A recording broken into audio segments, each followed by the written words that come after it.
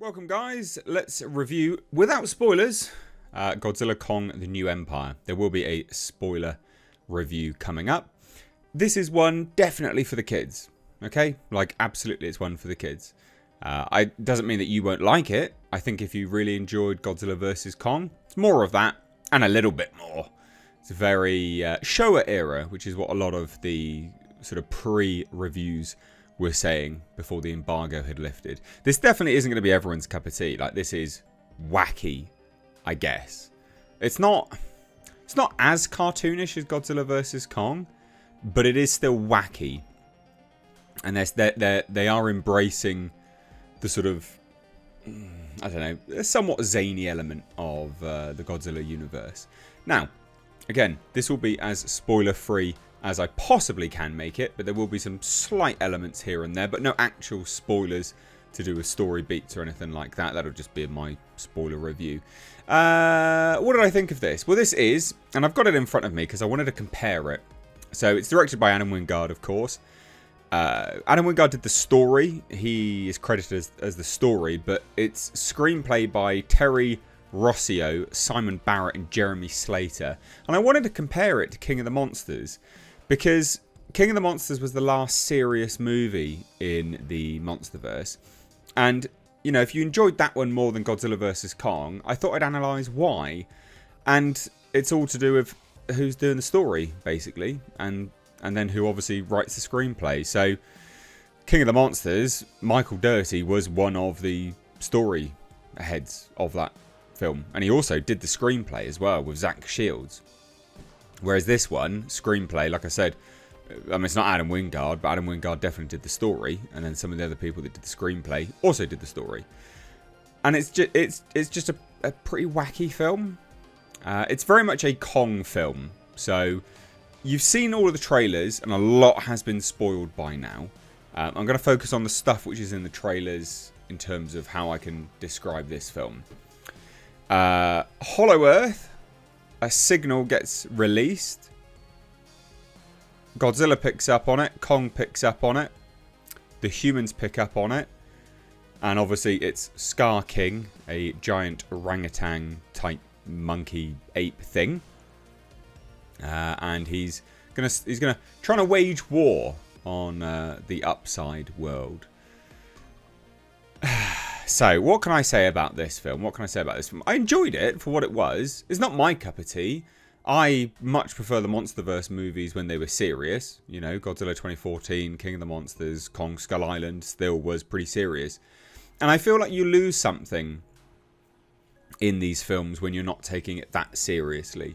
You lose a lot of the risk factor. And that's what was missing for me here.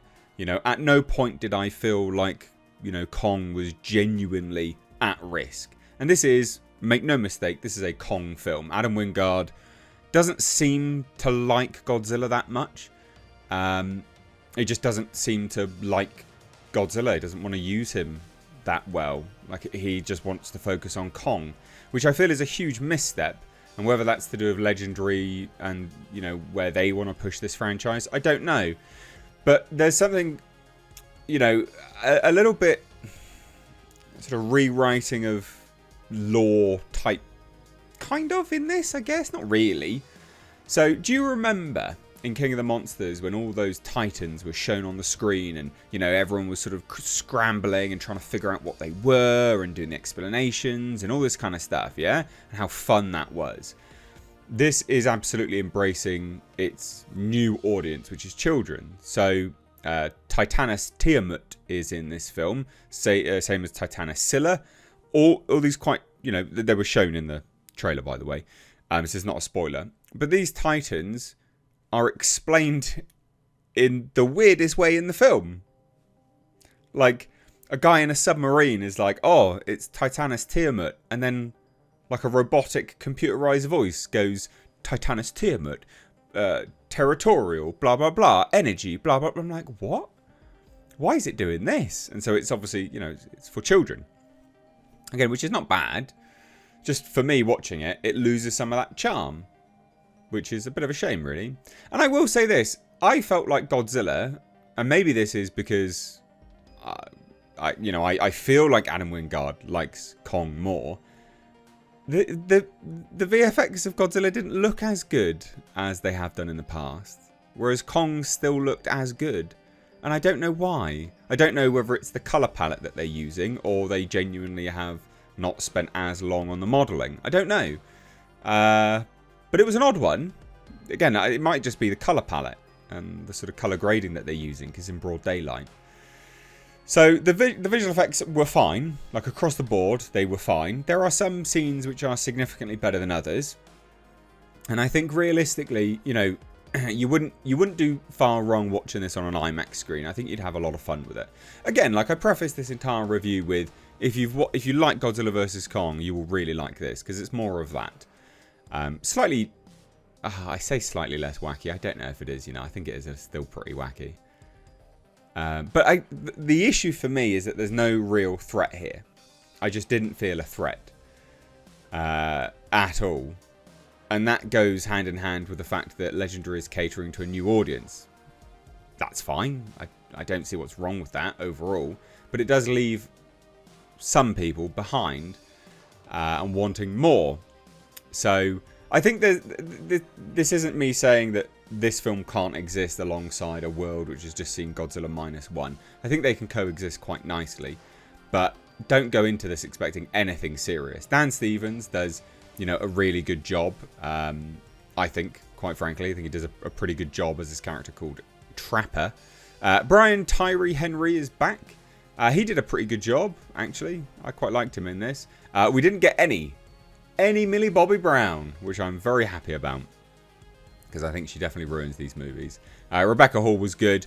Kaylee Hottle, who plays Jaya, she was good. That's kind of it for the individuals in terms of the cast. I will say this, there's a lot of just monsters in this. The humans are quite surplus to requirements, and they're not the focus. It is Titans, it is Kaiju. They are the focus. They carry the movie.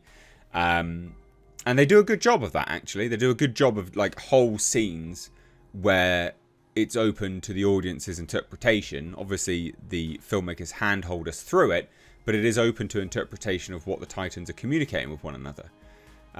You know, the sort of mini Kong and Kong sort of, you know, talking, I guess, I don't know, whatever they do with one another was quite sweet. And Kong looking for other apes and things like this, again, was all quite sweet. I think their ability to build out the world has been very, very, very thoughtful. But they've taken a step away from what they set up in King of the Monsters, which was all of these mythological, sort of biblical and, you know, tribal legends and all this kind of stuff of these other Titans. And they've just kind of thrown that out the window, which I actually thought was one of the key appeals to the MonsterVerse. I thought Michael Doty did a really good job of building that out. But the action's good. Some of it is very weightless. And you know what I like in this, and this will sound like a damning statement, and I don't mean it in this way, but I liken this to Pacific Rim. I know you know what's coming now, and Pacific Rim Uprising. Whereas Pacific Rim, everything was quite slow, lumbering, and there was weight, and the physics felt right. This is me lumbering like Godzilla, you see. And then Pacific Rim Uprising was like an anime, you know. It's like a weird Saturday morning cartoon, very bright Technicolor. And this is what this is. It is very bright. It is very Technicolor. The Titans, you don't really feel the weight as much. Gareth Edwards does such a good job in Godzilla 2014 with scale. You didn't really get a sense of scale in this, because you are just predominantly focusing on the Titans and their interaction. So the scale with the humans just isn't there. It's just not the same. But again, if you liked GVK, you would like GXK. You will like it, right? It's more of that. There's a mid-post-credit scene. Stay for that, I guess. It's fine. Yeah, it's fine. It's kind of teasing something moving forwards. But that's it. I can't really say much else without spoilers. CGI, again, I feel like they spent more time on Kong. Some of it's a bit weightless. But again, if you've watched GVK and you liked it, you know what you're expecting. This is Showa era, basically. This is the MonsterVerse in its Showa era. So if you've seen it, I'd love to hear your thoughts. Leave the spoilers out. I will be doing a spoiler review shortly. So can comment spoilers on that review, I guess. But there you go. There's not much else really to say, quite frankly. So stay tuned for a spoiler review. That will be coming up. And also stay tuned for my review of Late Night with the Devil, because I will be reviewing that as well. But again, it's Easter weekend. It's honestly, this is probably worth going to the cinema to see, because it's a bit of fun. I won't say it's incredible, but it is a bit of fun and probably worth paying. And definitely entertaining for your kids. Anyway, cheers guys, take care. Bye-bye now.